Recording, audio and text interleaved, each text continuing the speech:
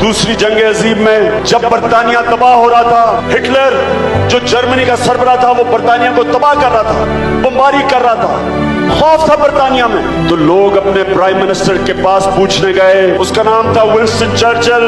उन्होंने कहा, prime minister साहब, क्या हम बच जाएंगे? क्या हम तबाही से बच जाएंगे? ये तो इतनी ताकतवर फौज है जर्मनी की, सारे यूरोप को फतह कर चुकी है, क्या बरतानिया बच जाएगा? उसने कहा कि मुझे ये बताओ, क्या हमारी अदालतें इंसाफ दे रही हैं? उन्होंने कहा दे रही हैं। उसने कहा, क्या हमारी अदालतों पे और इंसाफ के निजाम पे आपको इत्मीनान है? उन्होंने कहा जी है। तो उसने कहा, कोई दुनिया की ताकत हमें तबाह नहीं कर सकती।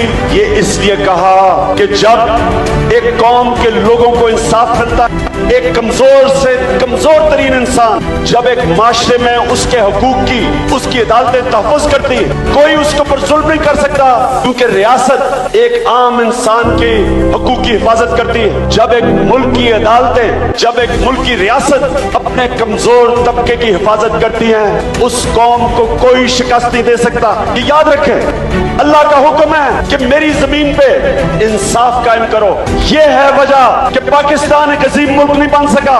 कमजोर के लिए एक कानून, ताकतवर के लिए एक कानून।